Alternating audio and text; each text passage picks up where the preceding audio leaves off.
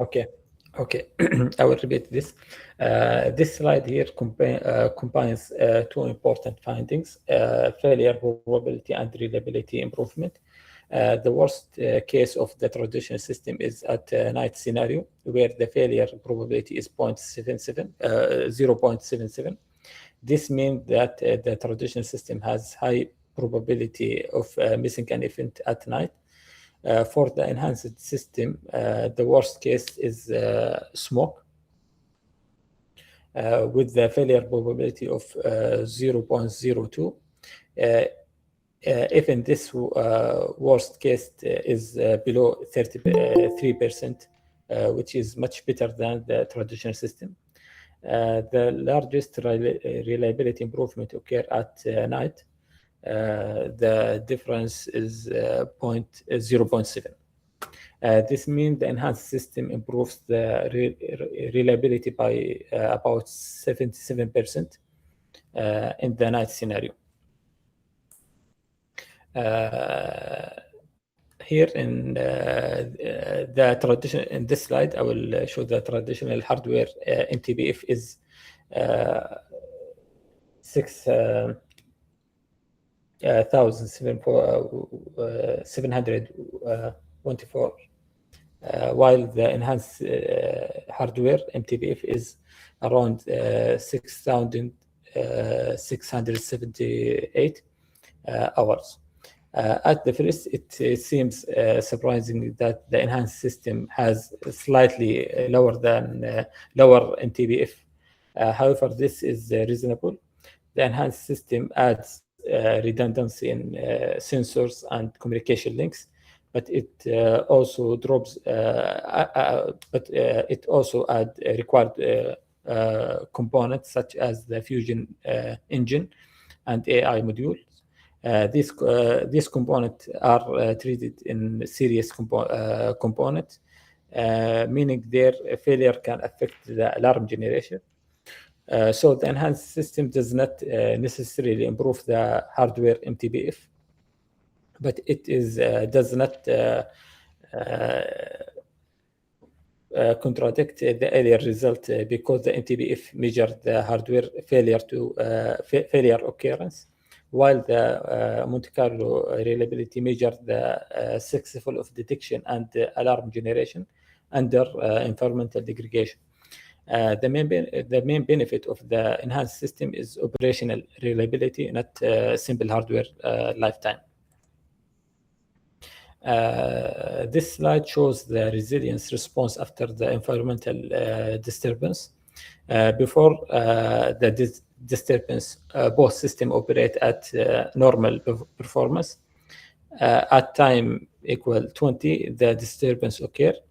The traditional system drops more severely down to 0.45 normalized performance, and it recovers slowly. The enhanced system drops only to around 0.75 and recover faster. The resilience index for the traditional system is 0.86. For the enhanced system is 0.97. The improvement is around 0.1. This shows the enhanced system is more resilient because sensor diversity and redundant communication allow it maintain partial functionality during the disturbances. Here the key conclusion: the traditional day architecture is highly affected by the environmental degradation. Enhanced for sensor fusion maintains reliability about 0.7 in all scenario. 0.97 in all scenarios. The largest reliability improvement occur at night.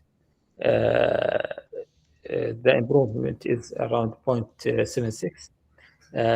Failure probability at night decreased from 0.7 to 0.008. The resilience index improved from 0.86 to 0.97. The MTBF is slightly lower than the enhanced system because added processing modules and required components.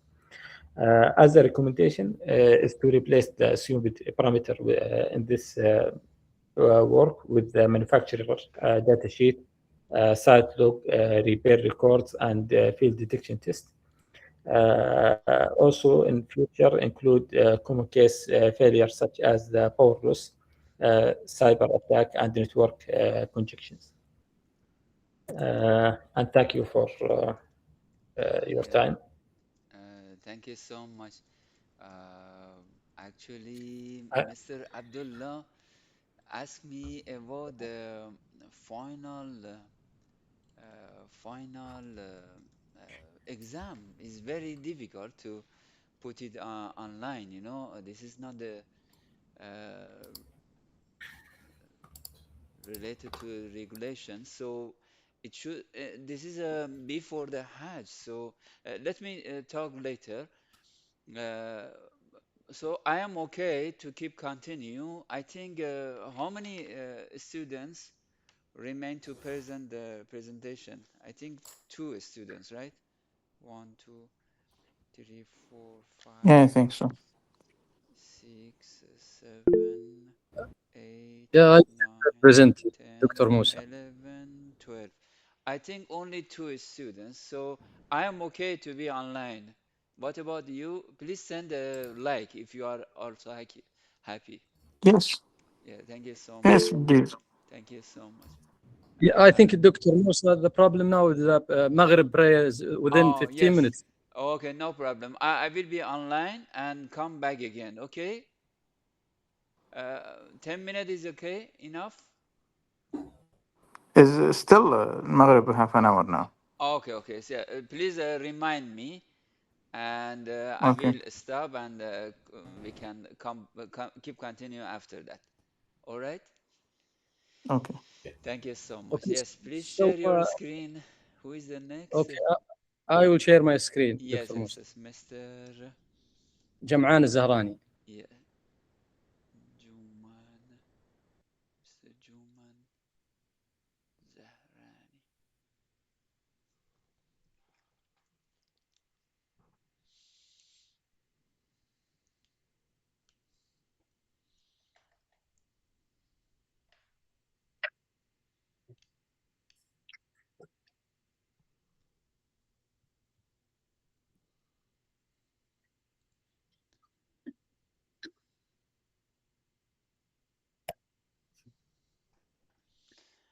Okay.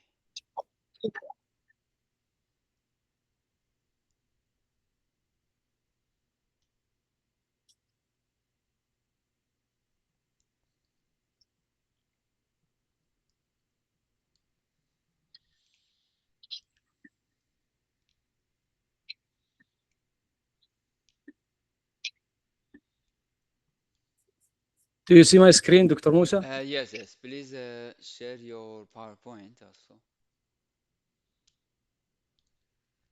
Yes. Juman, Juman.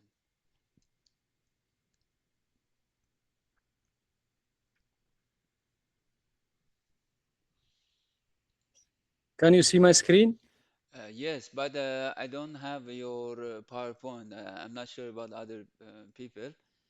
Please share your full screen, entire 1 minute, screen. please.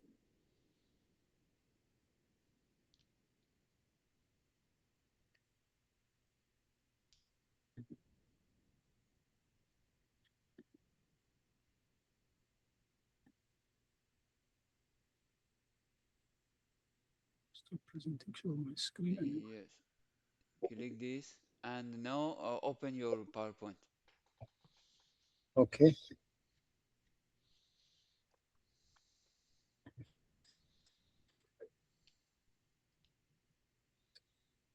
I already opened my PDF file.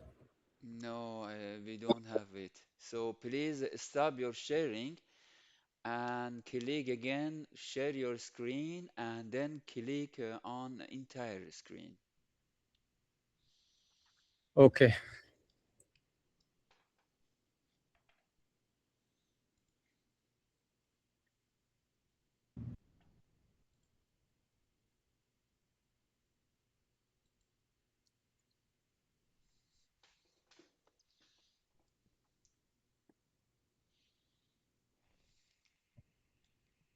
Yes, very good.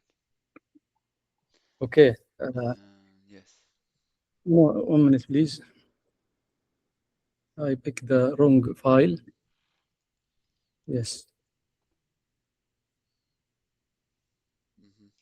Okay. Assalamu alaikum wa rahmatullah. Assalamu alaikum. My presentation today is about Markov-based reliability and availability analysis of a system under denial of service attack.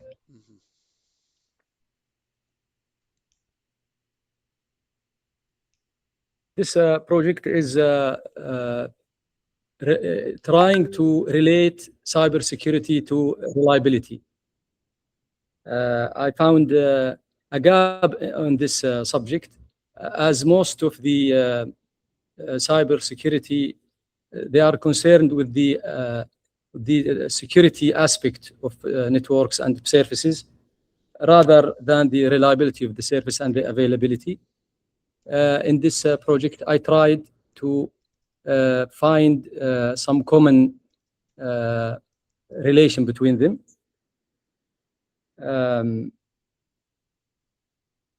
The motivation for my project is that the cybersecurity is a real issue. Modern communication systems, web servers, authentication gateways, cloud platforms, all face denial of service attacks. And those attacks are increasing year to year, about 175%, as stated by the latest report from Cloudflare, which is a big company specialized in cloud services and cybersecurity. In my work here, I assumed, because in reality, the denial of service attacks are not stochastic. They are orchestrated attacks. But I tried to make like an assumption just to simulate and to see the availability and how it is affected by different parameters of the service and the redundancy, how it can solve these issues. In my baseline availability, according to my assumption, it is 97.35.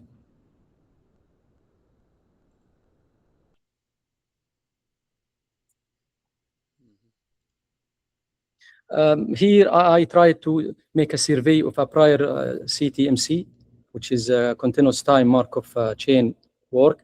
I found 4 works slightly related to this area. There is some differences. We will see it in the next slide. But the main idea here is that there is no reliability function estimated in those works. They are approaching the problem from a different aspect. They are only considering the security, let's say, security aspect, and also there is no defined reliability like mean time between failures and mean time to recovery or to repair. Here in my work, I try to combine those things.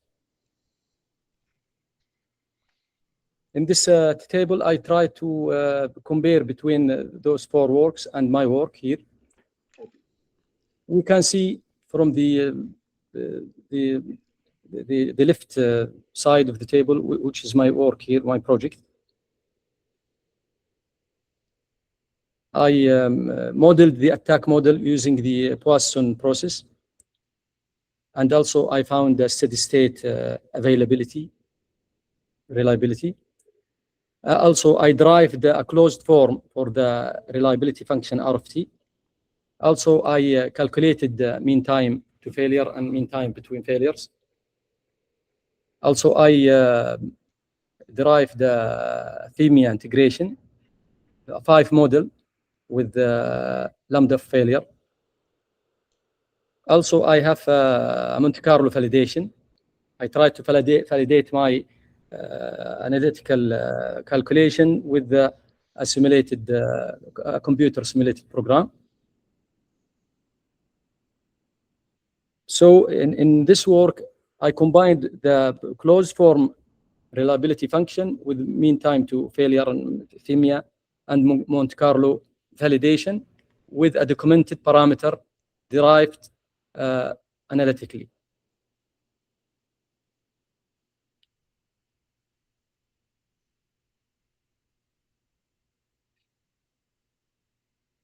For the FIMIA failure mode effects analysis, the system is a network surface exposed to external denial of service traffic. In a real network, the traffic may pass through edge routers, also firewalls, IDS, intrusion detection systems, or IPS, intrusion prevention systems, and also load balancer. We will see it now in the next slide, the topology of the network. Those components of the system add a reliability issue, and it might be a source for attack.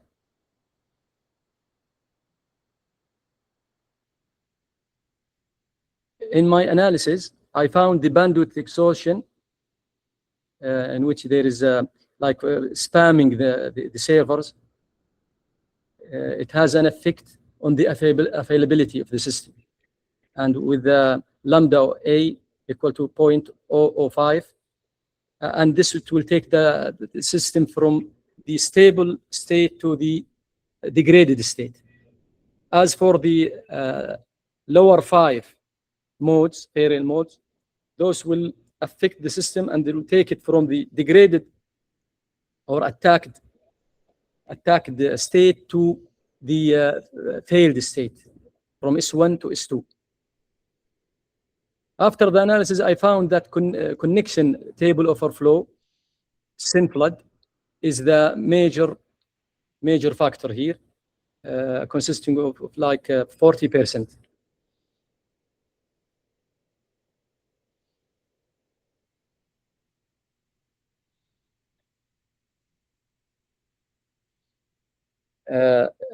As I previously mentioned, that I modeled my system as a 3-state Markov chain. S0, the system is normal, working with full capacity. All services are available, no active attack. The second state is S1. The system is degraded, it is under attack. The IDS and the IPS are active, partial service, and elevated latency. The state S2 is a failed state in which all resources of the system are exhausted, all services unavailable, and recovery is required. For Markov chain, I need to derive or to generate a generator matrix from which I will use later to calculate the reliability function. We can see here this matrix Q. It's a very important matrix, and it is the base for all the later calculation.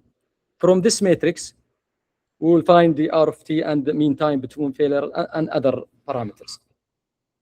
Here, the transition rates are assumed, but not blindly assumed. They are assumed wisely based on some numbers written in references like Cloudflare annual report about the denial of service attacks and other references in literature. So here I assumed that attack arrival rate, lambda A, is 0.005. That means we have an attack every 3.3 minutes. For the mitigation rate, mu m, we assume that we have 0.2. This is taken from the response of the IDS systems. And this is a mitigation rate. For the lambda of failure rate under attack, this will take us from the degraded state to the failed state. Usually it is within 8.3 minutes. Finally, we have mu r, which is the repair rate. It will take us back from failed state to normal state. And this depends on the Kubernetes, which is usually start within 50 seconds.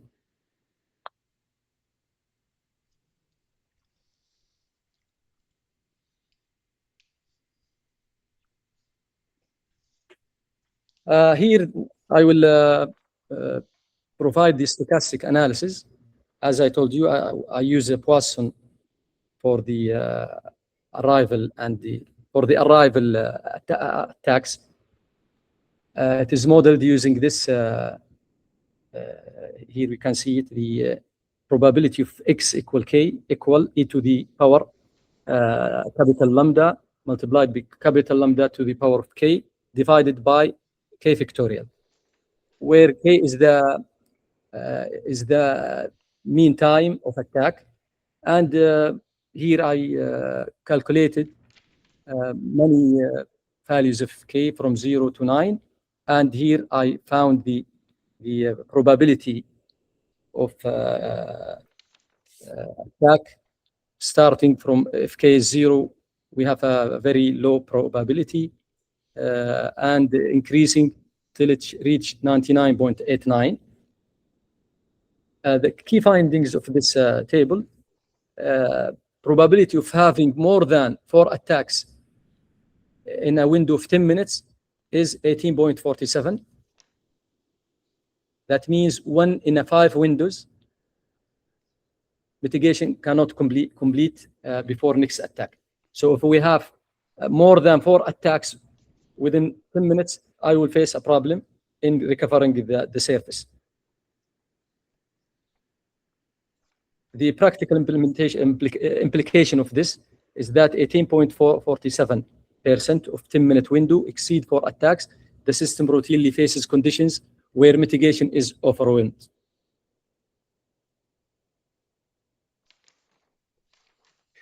Here we'll go to the derivation of the reliability function. I tried to make it less complex. So here we can see there is some numbers here in the 0.97, for example, 0.9759, and here we have also 0.024. This is taken from the generator matrix. As for the minus 4.82, this is the eigenvalue of the generator matrix, the one we introduced in previously. So here we can read from this slide. We can see that reliability is modeled. If we have the time, we can find the exact percentage of system being in the stable state. So the reliability is calculating the probability of the system being in the stable state, not in the degraded or the failed state.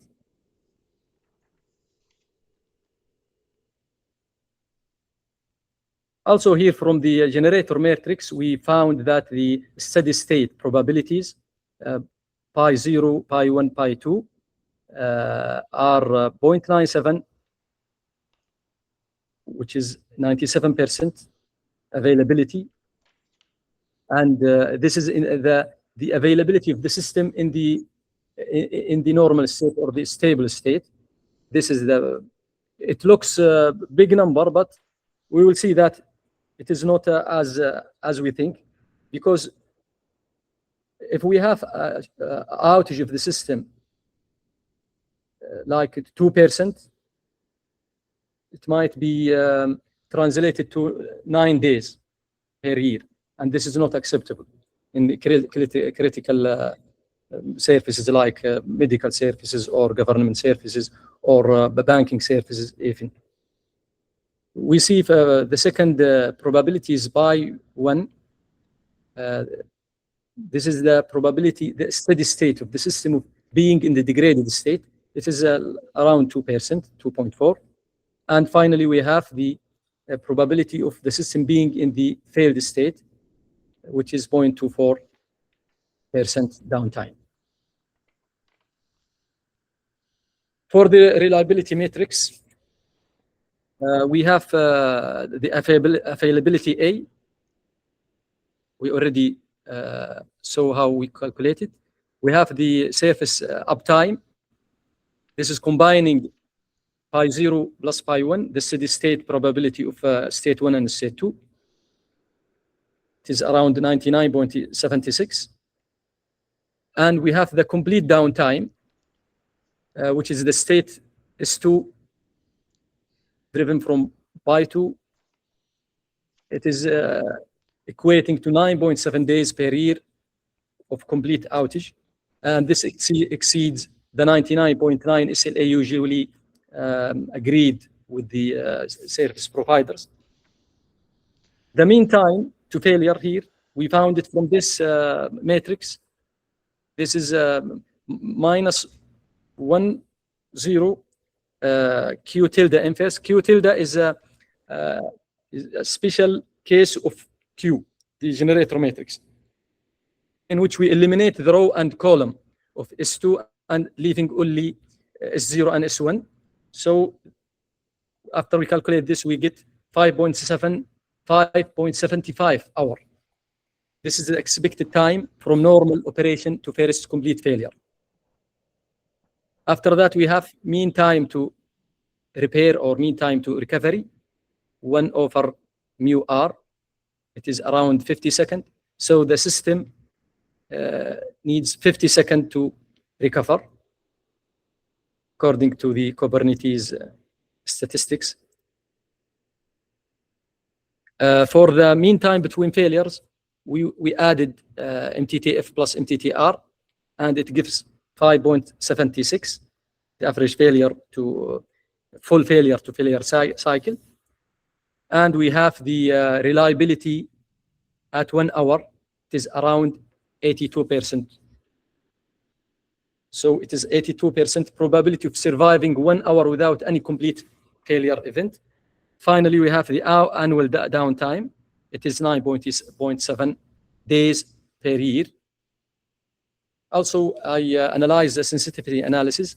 It is related to the alpha A, the lambda A, the rate of attack, and the rate of mitigation.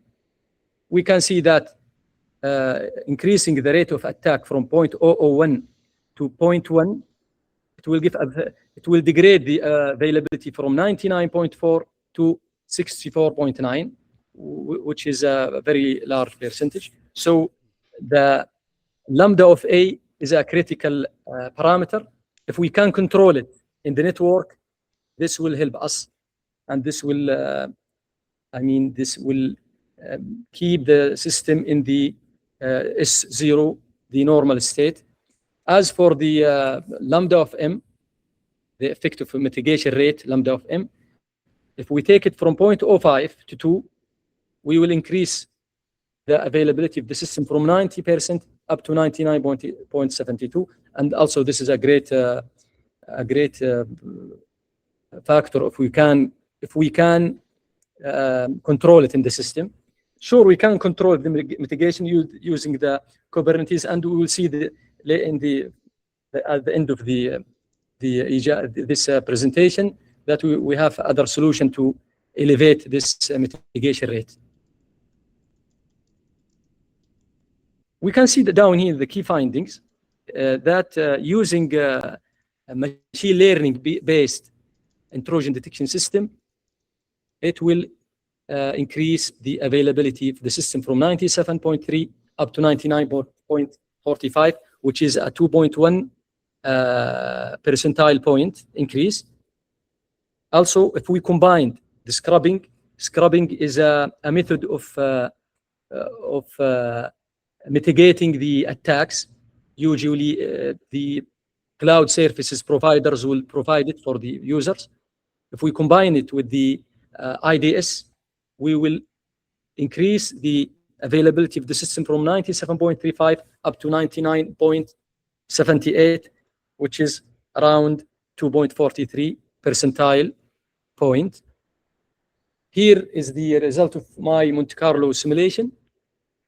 I used a 10,000 trials model. In the beginning, there is a little deviation.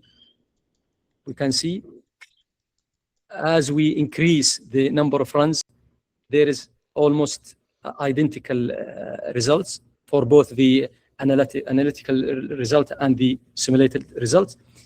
In the middle, I have the analytical versus simulated steady state. The pi 0, pi 1, and pi 2 calculated analytically and using simulation. Also, we can find they are almost identical. Only we have a problem, not a problem, but little deviation in the S2, the failed state. This variation, 0.241%, 0.247%, due to the S2 is very, very low. So any little variation, it will increase the percentage. So we can conclude this. We almost have the same numbers in the analytical and the validation. Here in the lower right of the slide, I have the process of how the Monte Carlo simulation build. Initialize all the state, the state to 0, state, the normal state, and the sojourn time. Every time I use the exponential function here to model the sojourn time. After that, I will, according to probability, I will define either to go to S2 or go to S1 or go to S2. In my model, I don't allow going from S0 to S2. I have to go from the S0 to S1, from normal state to degraded state, and then go to failure. I don't have a transition from normal directly to failure state. And this is assumptions, and it can be, I mean, depend on the model, it depend in the network, if it can be overwhelmed and taken down, or if there is any mitigation factors. Here we have in the previous analysis only we have a one node. What does it mean? It means that we have only one server. If that server is attacked and is down, then the system is down. Here in this slide, I introduce another server. So I have two servers. So I have a redundancy. And I did whole analysis again for this new model. I find that the availability is more. The two-node result availability is 99.99, which is a very high. Also, the mean time to failure is like 21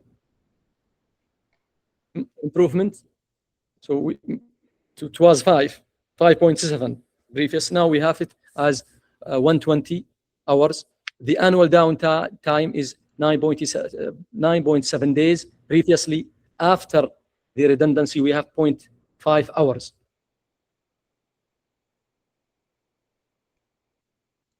So we can see that we have an enhancement here. Here I have the limitation and the future work. The limitation of my model is that I use an exponential sojourn times. It is not a real scenario, because in real scenario, it might be an orchestrated attacks. It is a burst attack, not just a single attack, one after another. No, it might be 10,000 of attacks at the same time. So this is the limitation of my model. For the Poisson attacks, I use it as homogeneous Poisson attacks. For the also I use single node scope, whereas I might have more than one node. Also the assumption, the parameters are assumed. All four rates are engineering estimated. I need to use maximum likelihood approximate or estimation from relevant data sets to provide more realistic parameters. So future research direction, as I just mentioned, use the MLE parameter estimation, using MMPP attack model, using K out of N redundant cluster with shared attack exposure, and also validate RFT against real outage record from AWS or GitHub or other cloud services. Also adaptive adversary model where attack intensity responds to system state. And here is my references. Thank you. Thank you so much, Mr. Joman. Very interesting work. Yeah, thank you.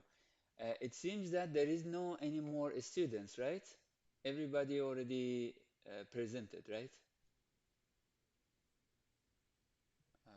Okay, let me